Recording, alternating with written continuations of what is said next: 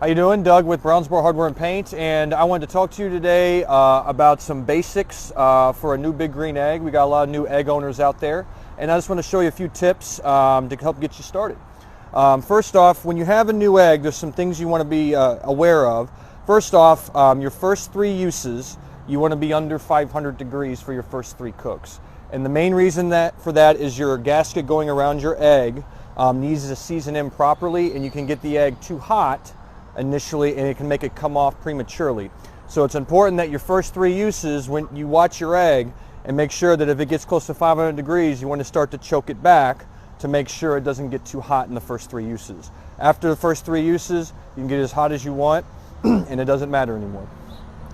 When it comes to your first starting charcoal level, down here you have a bottom bowl called a firebox. This box is where your charcoal is going to go. Generally, for most of your general grilling, you can load the charcoal up enough to cover these holes is all you're going to need to do general grilling. If you're doing longer cooks, your max load is the top end of this bowl, around this rim where my finger is touching. Generally, you don't want to go much higher than that with your charcoal. Filling that bowl up will give you a solid 12-13 hours of cook. When lighting your egg, whether you're using fire starters or an electric igniter, they got all sorts of choices from Green Egg as to what you can use to light the egg. Generally, you'll get the fire going inside your egg. Once the fire starts, you will shut your egg with your top damper wide open and your bottom draft door wide open as well. This is how you should preheat your egg. You should not preheat your egg with the lid open. You always want to preheat the egg with the lid shut, this all the way open and this all the way open to allow the temperature to rise up. So again, the first few uses, you just want to watch it to make sure it stays below 500. From here, it's a matter of what you're going to cook. If you're cooking direct heat stuff, you know, food like burgers and steaks, things that you're going to have direct fire underneath your food, generally what you'll do is you'll preheat the grill to 350, 400 degrees. When it gets close to that temperature, you can choke this back, and then down below you have a screen and you have an actual door. For most general grilling, I'll shut my screen, and then from there most of my adjustments are going to be at the top damper for direct heat. Basically, when you adjust your egg, the top damper is for minor temperature adjustments. The bottom door is for more dramatic changes in temperatures when you want to get it lower for slow cooking, because that will prevent airflow from ever getting in the egg to begin with. So generally I'll shut my screen and adjust it up here to do general grilling. If you're doing really hot stuff, baking pizzas, searing steaks, things like that, generally I'll leave this wide open to allow as much airflow into the egg as possible to get it real hot. Generally from there, if I adjust this, it's very little, but most of the time the egg stays pretty wide open for your really hot stuff. That'll get you 5, 6, even 700 degrees if you want to. When you're doing low and slow, you want to cook indirectly, which means you don't want the fire going directly underneath your food. So for that, you will use your convector,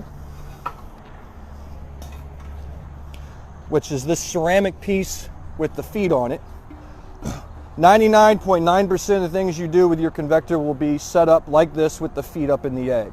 So what you do is you will preheat the egg just like we talked about without the convector. Allow the egg to get some temperature and let the charcoal get going before you put your convector in your egg. If you put it in too soon, you can snuff out the fire. So generally you'll let the grill get up to 350, 400, and then you will place this in your egg, set up like so, with your grate on. Now this is creating indirect heat. Now the heat's coming around the food instead of directly below it. So everything you're going to smoke, your pork butts, your ribs, anything you're going to bake, pizzas, cakes, cookies, anything where you don't want direct heat underneath the food, this will be your setup for your egg. So from there, you're going to be adjusting your temp down more and bringing both of these temperature gauges and controls down to much lower levels to get it to lower temps. For cleaning the egg, the ash will end up in the bottom. There's multiple ways you can get it out. They make a tool called an ash tool. A shop vac also works very well to clean the ash out of the bottom. Basically, how often you clean your egg is what you like to cook. If you're more low and slow, you're not going to clean it very often because you like the restricted airflow to get it lower. If you like to cook hotter stuff, baked pizzas, more direct heat stuff, you will be cleaning out your bottom more to allow good airflow through the egg as you cook. Every time you're done cooking, to shut it down, you simply shut your top. You shut that all the way, and that snuffs out the air to the charcoal, and that will put out the charcoal. Typically, with the lump charcoal you use for a green egg, you always have some extra left to burn. You just got to put a little fresh on top, and you can reburn what didn't burn up. Couple safety things with an egg. Two most important things. If you have an egg in a nest, it's very important that if you do move it around, you always want to pull it. You never want to push it. You always want to be in front of your egg. The nest, it is just sitting in the nest. It is not bolted in any way. So it's important to stay in front of your egg to make sure it doesn't hit something and tip over. Because if it tips over, it can fall and break. If you tip it over and break it, unfortunately, they don't cover that under warranty. The other issue that you want to watch for, when you're cooking really hot stuff, anytime you're going to open your egg and it's 500 degrees or hotter, you always want to burp the egg before you open it. So what you want to do is, when it's that hot, you're going to open it to here, count to 3, and then open it the rest of the way. That allows the air in slowly and not too fast. If you allow the air in too fast when it's that hot, the fire will come up into your face. It can burn your hand. It can burn your handle. So it's very, very important that you want to burp it before you open it, just like so.